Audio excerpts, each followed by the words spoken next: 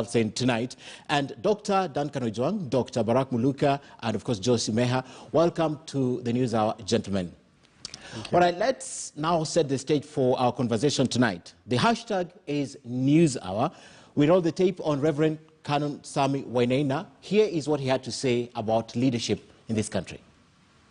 We don't lack leaders. We actually lack leadership.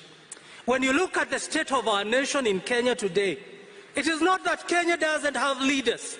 It has, but it lacks leadership. When a whole president confesses that 2 billion shillings are lost, believe it, it's true. Mr. President, thank you for the confession that we are all thieves minus opportunities. But what does that tell you? Mr. President, you have the EACC, you have the DPP, you have the NIS, you have every government machinery at your disposal.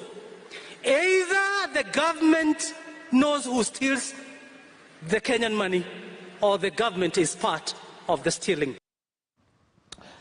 Very interesting observation from Reverend Samuel Wanamaker. Gentlemen, I'd like to begin at this point because not only that gentleman from church who is asking the president to show a little bit of responsibility, this is across the board. After his two comments that we'll be playing later on, everyone feels that President Uhuru Kenyatta should be more proactive in what happens. I'll begin with Dr. Ojwang on the other side. Dr. Listening to Reverend Samuel Wanamaker, what goes through your mind tonight? Because this is not the first time that we're hearing these sentiments expressed regarding the Jubilee government. I think the Reverend is speaking truth to power. He's talking of leadership crisis, that it has become fashionable for the head of state to express a gap or express almost as an outsider and talk almost as an outsider about his own government. And the message then is honest, is frank, but those are qualities that means nothing much except they are matched with courage and with action. Being honest or expressing your feeling or your observation and having it as a policy does not cure the gap that people have. So the Reverend, I believe that the Reverend is filling in the shoe of the likes of Bishop Alexander Muge, Okulu, and all our church people who have spoken truth to power, realizing, like the gospel of the Good Samaritan, that it's not just about gospel, it's about the citizenship on this earth, and not just preaching to people about heaven alone, but again talking about issue of justice, which are very close to the heart of God. So he is wondering, together with the president, how the president can be comfortable to simply be this honest bystander who can simply point and say, look at what is happening. Oops, oh my goodness, how dare they do this? There is a crisis there. Okay. And of course, with these words, he has sent the country off to war, as you notice, because people have followed those words to say, yes, this is an indicator of some crisis of sort. Thank you. And of course, this conversation has been continuing since Sunday, and it's not dying down anytime soon. Let me bring the conversation back here to the studio. And Simeha, Kenya does not lack leaders. It lacks leadership. That's one of the profound statements that was made by the Reverend. I'm reluctant to agree with the Reverend because I don't think you can have a practice without substance, because leadership is a practice. And it's leaders, when you have leaders, then you can expect leadership. So I am afraid that I'm reluctant to, to go along and accept that Kenya doesn't have, Kenya has leaders, but doesn't have leadership. That leadership is the problem. If we don't have leadership, or if we have the wrong leadership, or the quality of our leadership, it's pointing a finger to the kind of leaders that we have. So the problem for me would be that we do not have leaders in the right places where they ought to be. I mean, I'm not saying that Kenya does not have leaders at all, but in terms of where our expectations are, where they ought to be delivering for the nation, we don't have them there. Okay. Just finally... Is that because we over-expect? Is that because we trust? I was just going to say something else. Just going to head in that direction. Okay. I listened to the Reverend, and I listened to many other people speak about Uhuru Kenyatta, William Ruto, and others who are in positions of public office and state offices. And I wonder, where have you been? Because it sounds like people who are so desperate to get something positive, even just a little thing.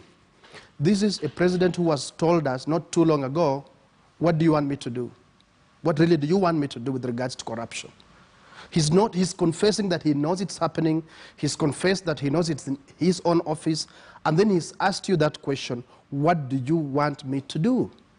No one, he hasn't, I doubt that he's received an answer. But even if he received an answer, to me it was a rhetoric question that there's nothing I can do. So I think there's a bit of over-expectation. From Kenyans? From Kenyans. Okay. Of Uhuru Kenyatta, William Ruto, and the government of Jubilee. Okay. That they can deliver something that they're incapable of delivering. Okay. Let me bring it to Muluka. Muluka, same thing. Leaders or leader, we have leaders, but we don't have leadership. I know Kenyans have been faulted for putting anyone in their office without thinking about their future and thinking about the repercussions because of obviously the dirty politics that we play in this country. But listening to the Reverend and from where he spoke, what is the concern? Is it about what he said or where he said it? I think the material thing is what the provost of the All Saints Cathedral is telling us. He's essentially telling us that we have got square pegs in round holes. He's telling us that we have got people who occupy positions of leadership, but they are incompetent. They are not providing leadership. And that what Kenyans expect, and I think what they expect quite legitimately so, is not being delivered. Kenyans expect services. Kenyans expect services in the health sector, for example, which has been in limbo for close to 2.5 months now. The health workers on strike, the political class on the rampage all over the place, sounding the drums of war cries all over the place, and we can see that stone throwing has begun, and such other things that are completely deviate from what we expect them to be doing. And we have a president who is lamenting, who is telling us that he's a lion and that we should expect he's going to begin roaring. And Kenyans did not elect a president to roar like a lion. They elected a president to lead, to deliver services. And therefore, basically, we are hearing that we have got people who occupy positions of leadership, but who fail to provide leadership. Dr. Juang, where does the solution lie? Is it with the Kenyans? Is it with better leaders? Where does the solution lie? There is enough blame to go around, Ken.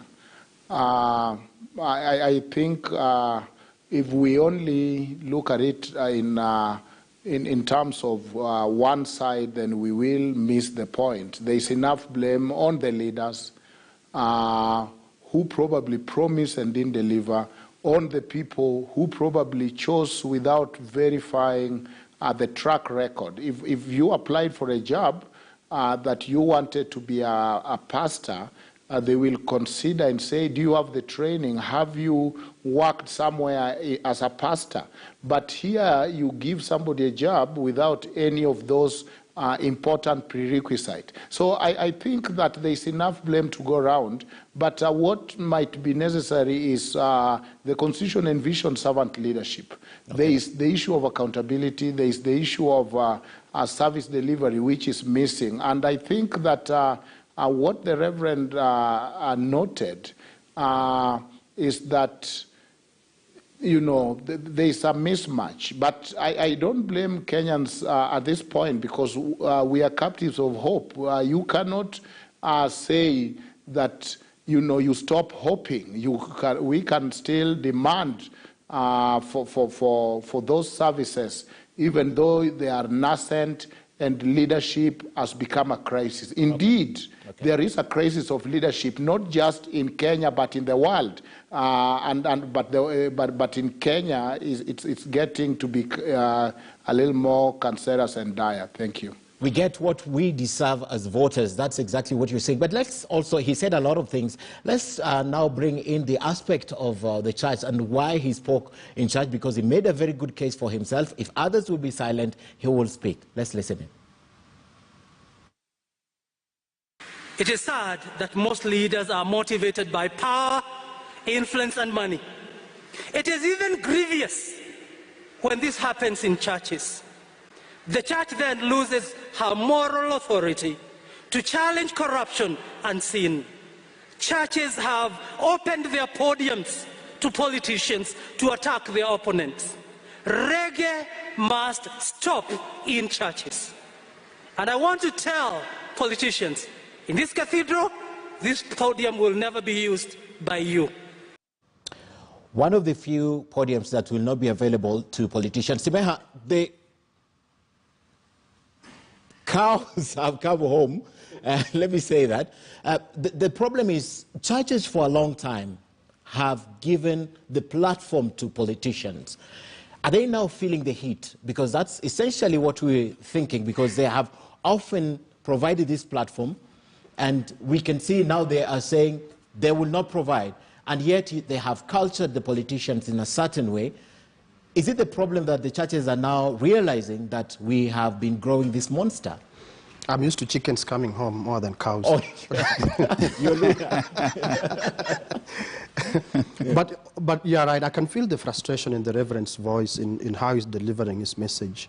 I can feel that anxiety that you know he would desire that they use that platform in a better way, other than insulting each other, other than taking partisan positions without helping the people they are talking to understand why they take those positions.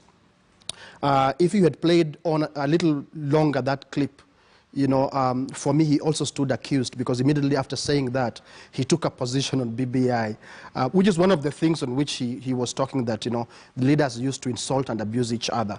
And they're all guilty, and I do agree with him that they're all guilty of using such podiums to take positions which they do not explain to the people they are talking to.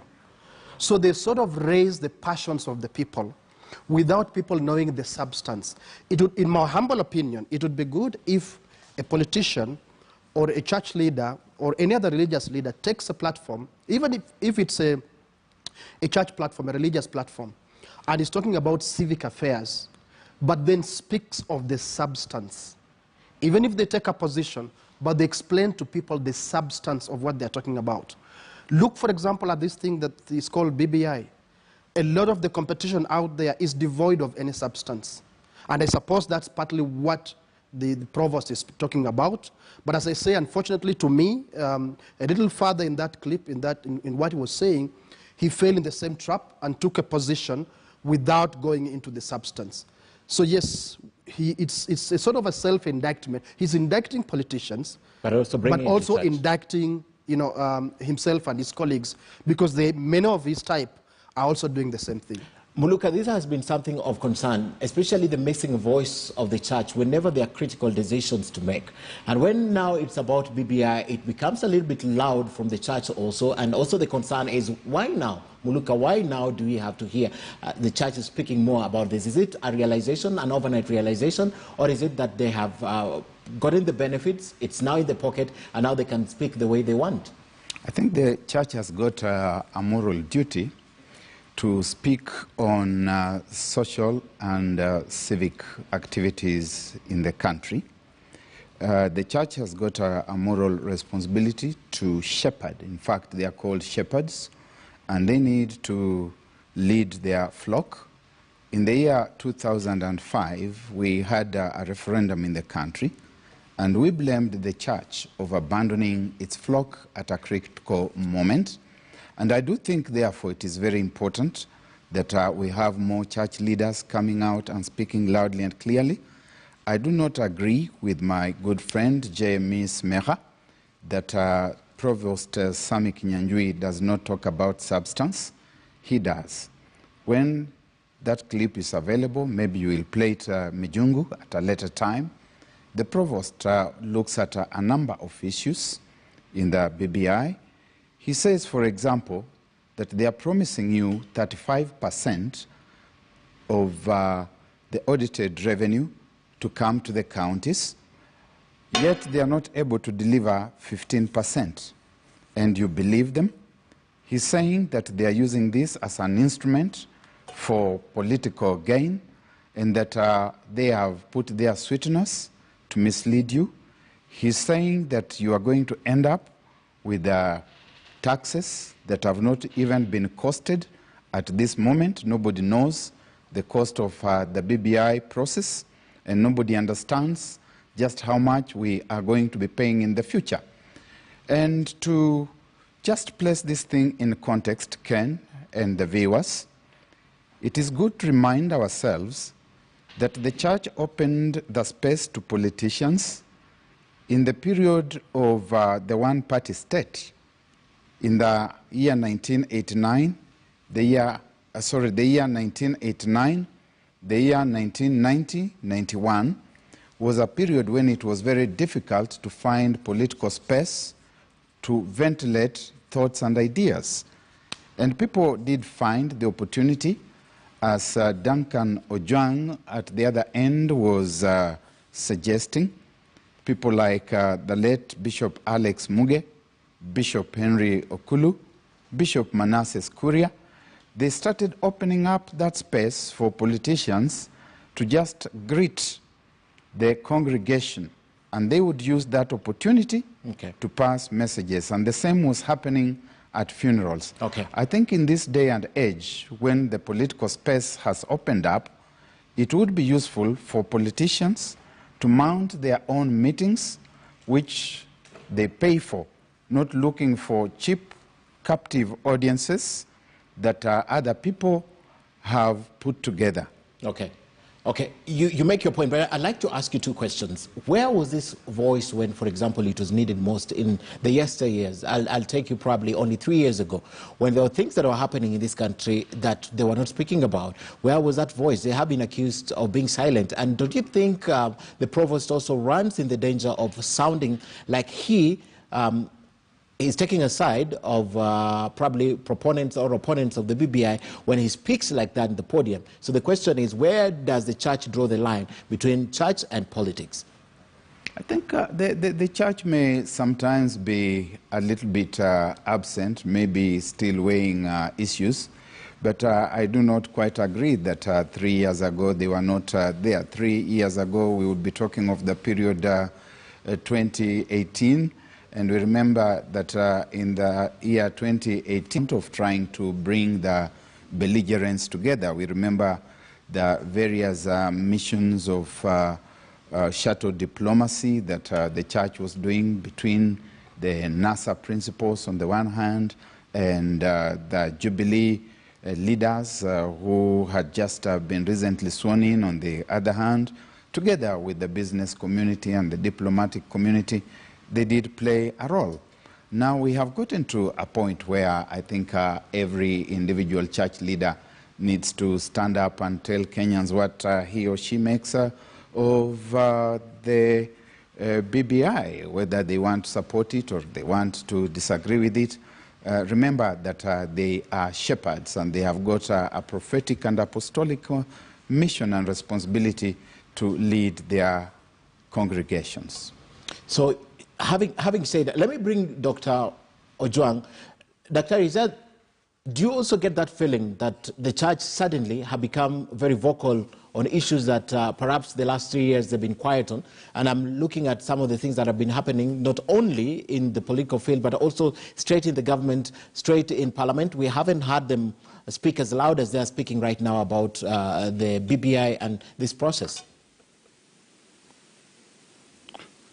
Yeah, no, I think the commentator that was accusing the provost of politicking actually is able to see squirrel but cannot see elephants, because BBI itself talk of the role of the church as a socializing agent in the society. Very important element. BBI itself start by saying it is our inner software that is messed up. It's not the structure, it's not the law, it's not the institutions. We need salvation. Basically, that's what BBI is saying, and that's what the church offers. Secondly, purporting that talking about BBI is talking about politics, nothing can be further from the truth. I hope the gentleman understands that BBI is a constitutional thing, no matter how much politicians politicize it and railroad it so that either you are on this side or this side. I think there are those who refuse that agenda setting and are saying, I can still call black, black, and white, white, even if it coincides with the unlikely ally. You know, and that is how church operates. So church talk on issues, and on that issue they can cooperate and work with anybody who see that issue. As Barack brought it out, when they were looking at the excesses of President Moi, church was willing to work with the politicians, not because the politicians were converted, but on that specific issue. Finally, when you look at the church, bundles of documents to the BBI promoters from church, the provost is not springing from no context. How many times have the church approached the BBI committee, the BBI promoters, to tell them, we don't like this, we don't like this? You know that it was a well articulated position. I am a member of Kenya Christian Professional Forum. We sat with the clergy, with the bishop, with the lawyers, and we looked at the memo that they presented to the BBI technical team, and we look at the low uptake of whatever they were saying and the total disregard. They have met the president, and the president have basically told them, it is what it is. If you don't like it, to do your own BBI. So the provost is not talking from a vacuum. The provost is talking after all the church leaders and all the affiliations of churches, you know that, have stated clearly and categorically that there is a miss, and they would like the conversation on BBI to continue in order to correct those documents. I think, and I congratulate the pastor, because we have railroaded the world so that if you talk against BBI, then you are politicking. I mean, isn't BBI a constitutional amendment? Isn't the former prime minister categorically telling people that remove me from BBI and interrogate it for being for its own self, let it stand or fall? So how can talking about BBI, which is a constitution, become politicking? Far from it. Thank you.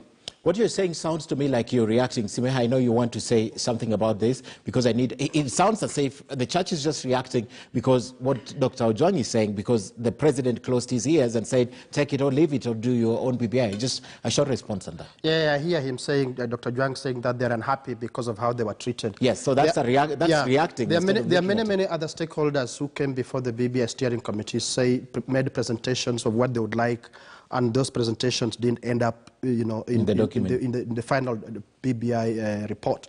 And also, just to correct for me what is a factual error, and this is also where I follow the church and commentators who insist that BBI is about constitutional reform. It is true that the drivers, the political drivers, have narrowed it, and maybe that's what they meant from the beginning, have narrowed it to constitutional change. But you see, there is what they put on the table for us. And the moment, for me, they put something on the table in the public domain, it should stop being, we should force it to stop being something that they own privately. And people like these church leaders failed us, or by only going there and pursuing what they would like to see, what they wanted. But there is what, as Dr. Ojwang rightly says, there is what was put in the initial BBI report of 2019, and is very comprehensive, Ken. If only these leaders have come forward and insisted, now that this thing is in the public domain, we must, this is a public project. It's no longer, it's not a private project of two individuals. Okay. Let's push this project to the best possible final end for the sake of Kenyans. All right. So I see that feeling from the church, feeling like unhappy or disaffected because what they wanted, they didn't see it in the Which should not be the basis. Which should not be the basis, Barack, of disagreeing with what is in the document just because they were not given an ear. Ken Mijungu, I have not seen my friend James Meha for a while, and I suspect he has not been living in this country. He has just recently come back. If he had been living in this country, he would be aware that right from the very outset in 2018, the church was appealing to the owners of the BBI, basically President Uhuru Kenyatta and former Prime Minister Raila Odinga, to open up the space and to institutionalize the BBI process, telling them that there were more people with views which may be contrary to what other people may be thinking, and saying, let us have a structured, all-inclusive conversation that addresses the issues before us.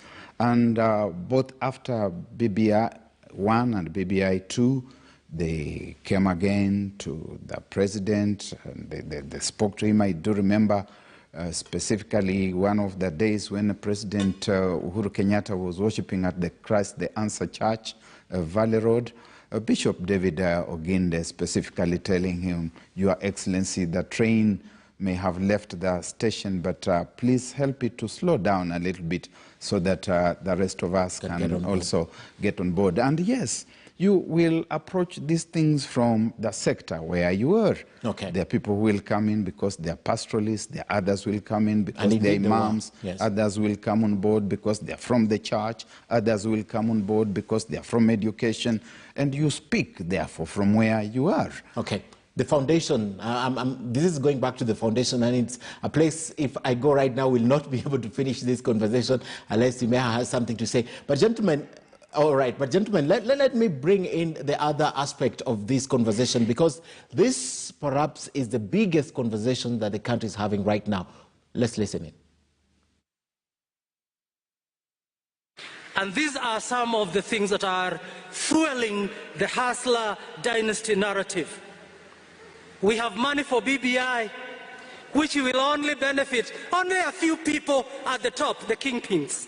BBI will not solve your problems. They only want to benefit at the top so that they can share. We can have money for BBI, but we have no money to build schools that our children learn under the trees. Then the CS talks about it is good for oxygen. We don't lack oxygen even in classes. Our counties cannot receive 15% of the allocation, which is constitutional. Then you want to argue to me that the BBI comes and solves all your problems and gives you 35. If you can't give 15, how do you give 35? All right, he makes a good point, and you had alluded to that earlier, Joseph. He makes a good point, but I'm interested in the first part of that conversation. That's why I said it's the biggest discourse right now in the country. The division that the politicians are soaring between the haves and perhaps the people who don't have in the country. And that's where they're driving us. It's a conversation that I think a lot of people have said is very dangerous. So just let's discuss this, because it's now gone to the church. Now, we know the kind of people who go to the church, and we know the kind of people who believe on these people, who preach to them. When they go to church and listen to the preachers saying this, don't you think this seed is sowed further? Let me begin with Joseph. Yes, I believe so. And Ken, let me just remind us, if we, and I hope we agree with me that this is my opinion, that the problem of leadership and governance that we have in this country has not started yesterday. So it's not like, and unlike what Barack says, my senior brother Barack says, I have been around Barack. Once in a while I disappear, but I know what's going in the country. I've been around even since before BBI, and I've known and I've seen that from especially around 2013, we really ran into a problem in this country, a complete breakdown of leadership and governance of our political system. And now we are increasingly seeing the consequences of what we began to experience. I mean, it's always been there, but I think, in my opinion, it just got worse because of the people who get into positions of leadership, positions of authority, who are meant to drive us and help us as a nation to better our nation, to better our political system, to better our governance system. So when we get where we are getting into even more increasingly divisive politics, it's not some kind of newfound phenomenon that has just appeared. Okay. It has been there, especially so since 2013. It has taken on a different notch, a higher notch, because of the interests of the mainstream players. Because of their interests, because of them feeling threatened, their interests are threatened, so they have to push it to extremes to either achieve what they want or they bring the country down. That's really what I see. But that's a very extreme way of looking at achieving your goals. Well, but unfortunately, when you are operating in a broken political system, a corrupt political system, people see that. You go back to the beginning, Joseph. You go back to the beginning. How did the politicians get there? I think that's where now you have to go back if you have to address what you're talking about right now. And I'm just saying that with the broken system, yes, unless you do something to fix it, yes, you end up with it can only get worse. Which fixing would mean what? Which fixing would mean that we would need to begin a political conversation in this country. We would need to stop and say, look, we won't fix the economy. Okay. We won't fix our governance.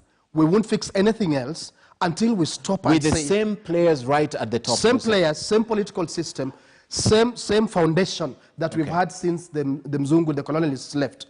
We will not fix. And it gets worse when you have bad leaders. Okay. When you have the square pegs that Barack talked about in round holes, it gets worse. Sometimes and they're not likely to fix it then. Sometimes it gets sort of like submerged. Yes. When you have gentlemen and ladies who sort of try their best to act as gentlemen and ladies and bring people together. Okay. But when you get people who are square pegs in round holes, then that ugly head, which has always been there, rears. I listened to you tonight, gentlemen, and I am certain more than before that we are not going to get a solution so long as these same leaders are right at the top. It is possible because they have refused to talk to one another. They speak at one another, and the biggest area of competence is mutual insolence, that they never miss the opportunity to throw mud at one another. There's a total loss of anything that you can call policy in the conversations. It is always about somebody running down someone else. And today we have seen that we are moving to the next stage where we have started throwing stones. We saw what happened in Githurai. It is unfortunate. In fact, it tells the lie of what the whole BBI process has been about. Which is unity? The BBI process has been about ending the kinds of mess and confusions that we had in the past. It has been about unity. It has been about national ethos. It has been about inclusivity. And it's essentially about saying to ourselves, let us all sit down and talk to one another. But what do you think that will only work once this is passed? Because we're still operating as normal, Barack. How are you going to pass this when you are in a state of hostile engagement and confrontation against one another? When you hear, for example, that the majority whip in the Senate is saying that this thing is sitting badly in central Kenya, it is not about the substance of the BBI. It is about the personalities behind it, their understanding that someone is using this as a conduit to the presidency. And yes, when he goes there, he says, I'm going to climb this mountain this time. But that should not, Barack, that should not, in my mind, that should not be the problem. If you don't distinguish between the document and the personality, get them out of the picture, what will they say about this document? The thing was framed from the very start as the property of President Uhuru Kenyatta. And the same people have said, stop looking at us, look at the document. You cannot tell us this late to stop looking at it. if it could be separated from you. Whenever we come to you to tell you that let us open up space for more inclusion, you are telling us that the train has left. Okay. It therefore becomes your property. So the resistance is about the premise. That's what I get. Indeed. And therefore the people who are driving their process. Okay. It is possible that there are some very good things in this document, but we have lacked the opportunity to discuss the BBI document. You ask Kenyans what is in this thing. Apart from a few stock areas where you hear about 15%, that 5%, the executive. The rest are very great. Okay. People do not even understand. Which is a tragedy, because I am listening to you again, gentlemen, tonight, and what I get from you, apart from the fact that we'll not get a solution because of the personality, is because now the consideration is not based on the document. The consideration is based on the personalities behind the document. The two personalities who have said, please, don't look at us, look at this document wholesome as something that will bring solutions. But I'll come back to you, Barack. Let me speak to Duncan. You have been listening to the two gentlemen. Your take? Yeah. You know, first you started, you asked about probably you are referring to the divisive, the class war as it's now framed. Exactly, yes. As somebody who live and eat because of human rights, I believe that, one, poverty is a prima facie evidence of human right abuse. As Mandela told us, poverty does not happen naturally. It happened because systematic exclusion has happened somewhere. If people don't want to hear the word poverty, then go ask the people who wrote SDGs to apologize to the world, the people who wrote the African Charter, who gave the right to development, to apologize to the world. So human right abuse, especially if poverty is a human right issue, exists within invisibility. And so when you want to make the poor invisible, or you want to make poverty invisible, then that is where human right abuse rise. So I'm not worried about that narrative at all. That narrative is a narrative that is apt. But now, I'm also not worried about the narrative of we have the two communities, let us have diversity. I think that narrative also, apart from people who are scared, that narrative is also very appropriate in Kenya, because we cannot talk of all this other diversity except diversity of regions and ethnicity.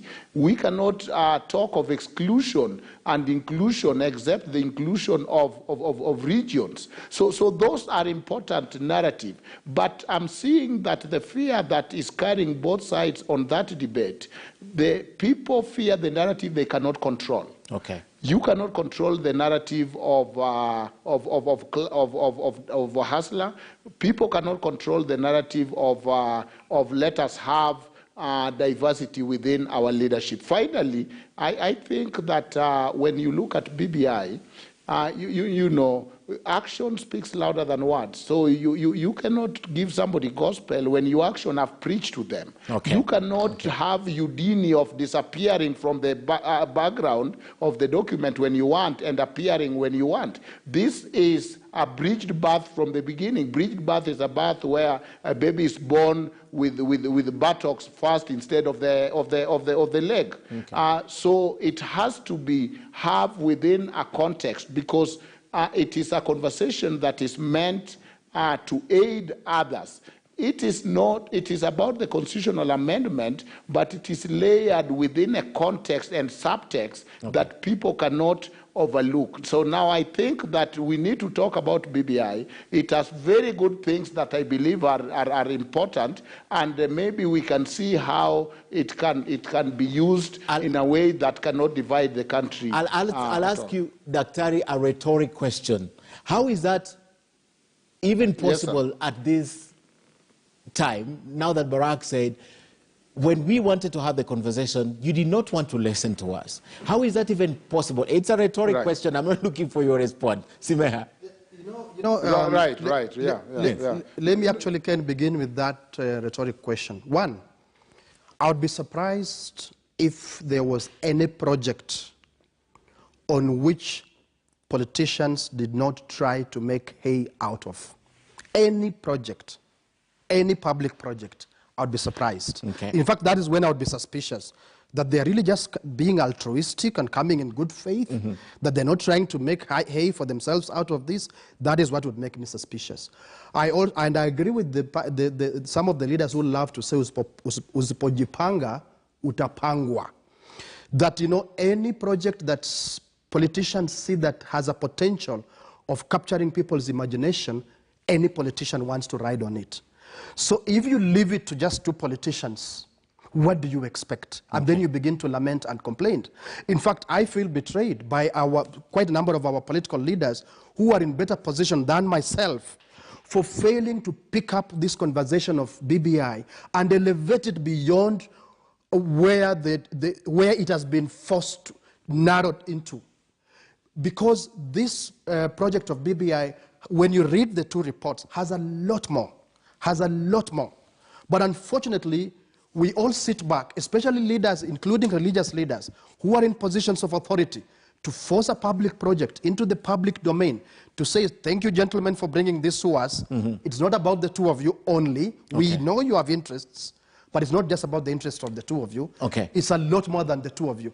So that's where I feel there is hypocrisy in these complaints. And finally, I happen to know, having been a member of the steering committee, that some of the people who make the loudest noises, I'm glad that people like Barack came and presented before the steering committee, but some of the people who make the loudest noises about being left out and saying they would have liked this and this and that, they were given opportunities and requested in writing several times. And they didn't do it. And they refused. And now later they begin to say, we've been left out. When they actually refused. All right. I think we need to take the conversation forward, unless, Barack, you have something to add in just a footnote. Since this thing is about future generations, and since we have also been there before, it is never too late to say, let us speak to one another. You do not make peace by opening up new war fronts. If so-and-so was my enemy in the last electoral cycle, I do not need to create another enemy in this new electoral cycle so that I now appear to be a better champion. And I think that there is room for us to still speak to one another with sobriety. We have been there before, just one paragraph. We have been there before in the sense that we saw President Moi trying to put up a task force to work on a constitution review in his time, and we had a number of people who said, no, it's not sufficiently inclusive, let us have the Ufungamano initiative. And eventually it took the chair, Yashpal guy, to bring these two entities together. We still need that kind of effort if we are thinking about posterity. All right, we're moving the conversation forward. I'm taking you now to President Uhuru Kenyatta and what he has said in the last few days, but keep your contributions coming to the show. The hashtag is NewsHour, and on 22155, where you've been sending them. I'd like to just read two comments here from you who's watching this. Politics must be stopped in church. That's from a reverend himself, Abraham Wale. He says politics has to be stopped in church. There's a view, he doesn't leave his name, but he says that thanks for this debate, but now we begin to ask ourselves, were these leaders really elected or rigged into power? And then Samuel Maura from Rwaka says the provost is preaching water while taking wine, and he explains further and says he supports Tanga Tanga. He says reggae must stop. There is lack of balance in his speech. And then the Church of Kenya has always been on the no side. 2010 he mentions constitution was voted no from the church. They will never agree with this. All right, some of your comments. The hashtag is Newsnight. Let me now move the conversation forward to President Uhuru Kenyatta. And we begin with this statement he made, if I'm not wrong, back in either 2014 or 2015. If I'm wrong, you'll correct me. Let's listen in. But I have not done. All right, that was at the anti-corruption summit. You alluded to it. Mnataka nifanye nini jamani? He was in Mululu, the burial of Musalia Mudavadi's mother. Let's also listen in to the president. In charge of this government, and I am in control of what we are doing. All right, and finally yesterday he was in Kajiado.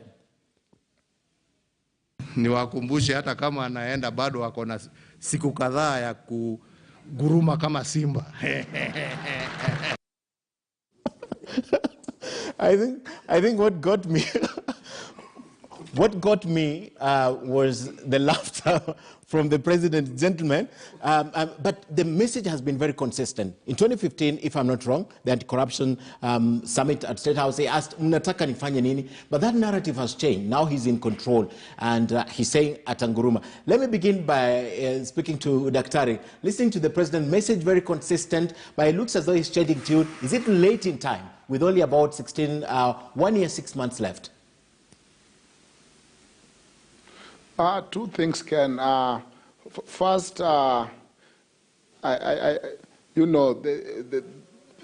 finish on the BBI 1 second, that, what the language has been to those who communicate, and for some of us who wrote memo in behalf of the clergy, is the colloquial, speak to the hands, for my ears cannot hear you. Mm-hmm. But now come to the president. The president is captured. Captured because it looks like he has very little wiggle room. Captured because I don't think that the president have not done what he could do, including whipping those whom he thought he could whip. The other time he said, you know what? They want me to send the police. I cannot send police because he also realized that using hard power might not work. I think that he has been consistent, but consistently wrong, because the office of the president is not shared. There is no way that he could simply say, "Mnataka nifanye nini?" The provost told him, "You promised us KEMSA report." In 21 days. Is somebody... In 21 days. We remember that. Yes. In 21 days. Yes. I don't know whether it was 21 calendar days or 21 prophetic days. There is no KEMSA report. So when you promise one thing and you don't deliver, when you talk of you are in charge, but you also say, "Mnataka nifanye nini?" When you write BBI, but you'll rather talk of rotational presidency, which I like, in a funeral than to put it in a BBI report. When you talk of, you understand it's only 2 communities that have led this country, but you don't put it in BBI report. When you go to the vernacular Kikuyu radio station and you tell them, "Have I told you to follow anybody else?" No.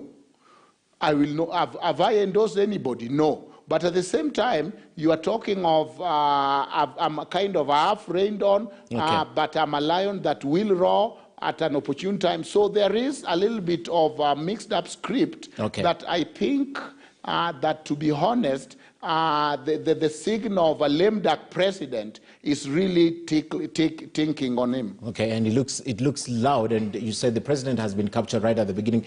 Joseph. Yeah, I'll go back to what I told you earlier.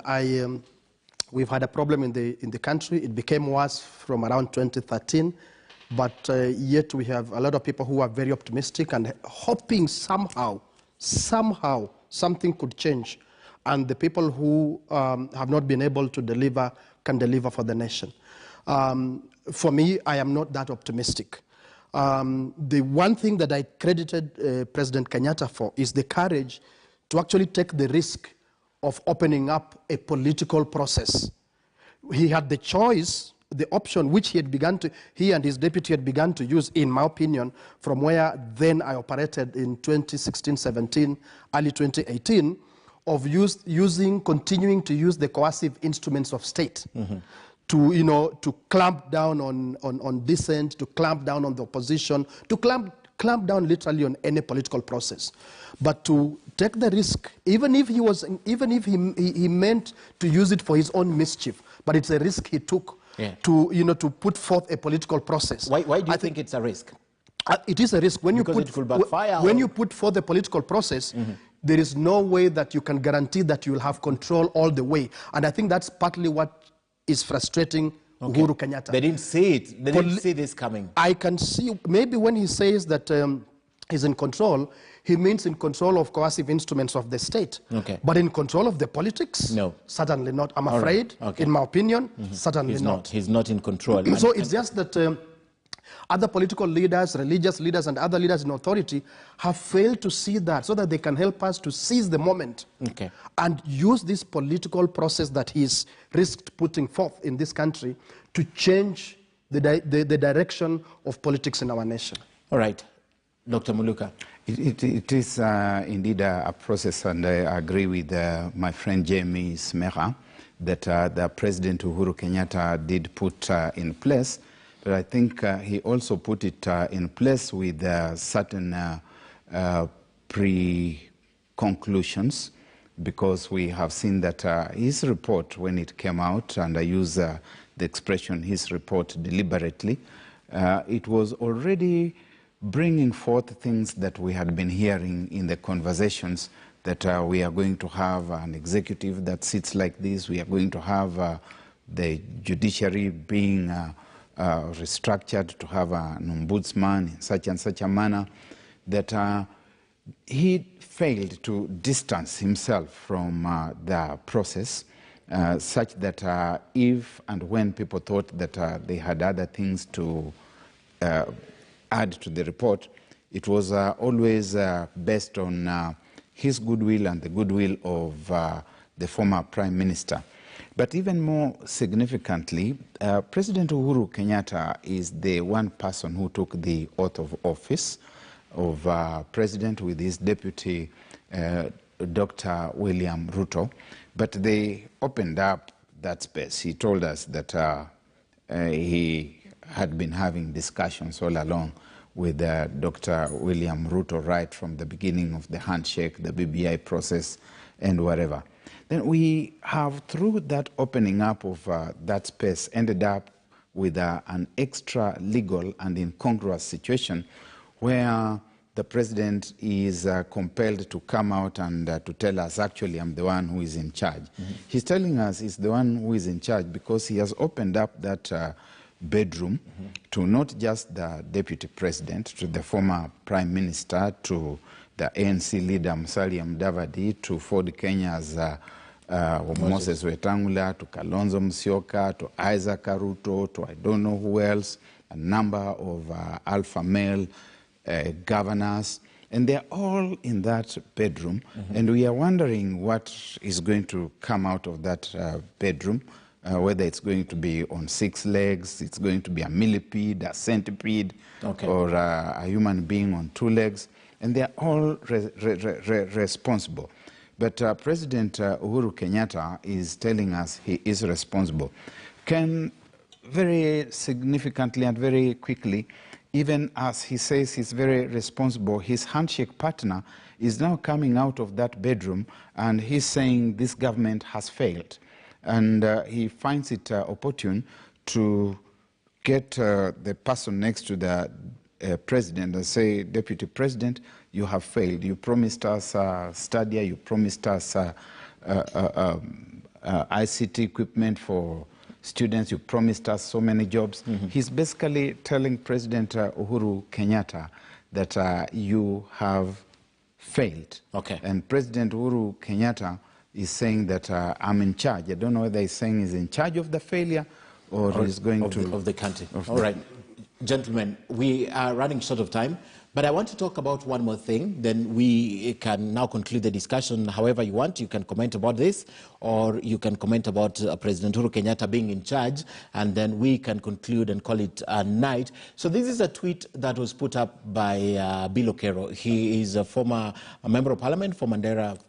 He did a good job as a shadow finance minister. And this is what Bill Okero tweeted regarding the debt that Raila Odinga says that he's owed.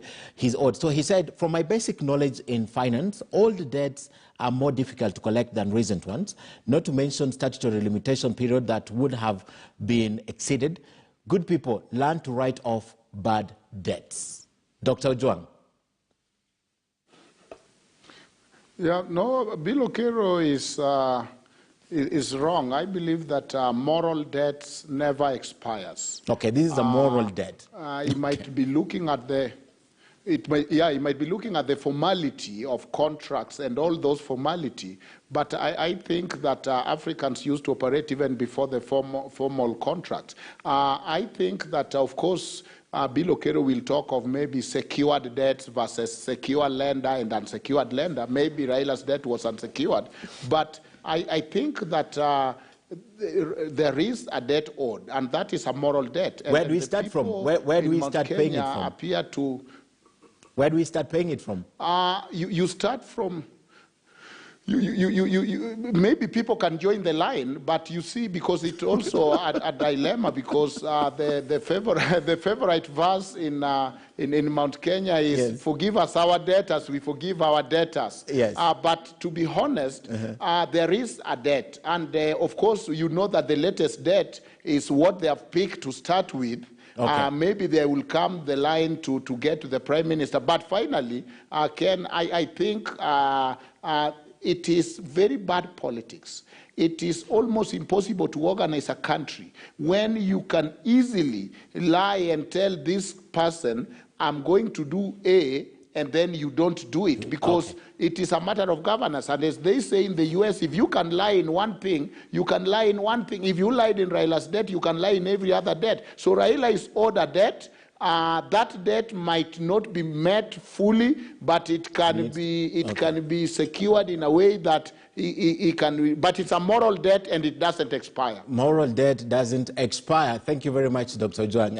Simeha, first in line, I know this is an argument, and I'll put two more arguments. We have the argument about community should lead, a different community should lead. Then we have a lead, and then we have the argument of probably we should change even the sex people who lead. Now there's this about debt, if you have to pay debt first, and that accrues from I am in charge. So probably I am in charge could also be I am naming my successor. You know, I'm just fishing now. I'm fishing. I think if you find, if and when, actually I should say when you find, please do find time and read the BBI report, but put aside the constitutional amendment bill and read the policy doctrines and policy guides.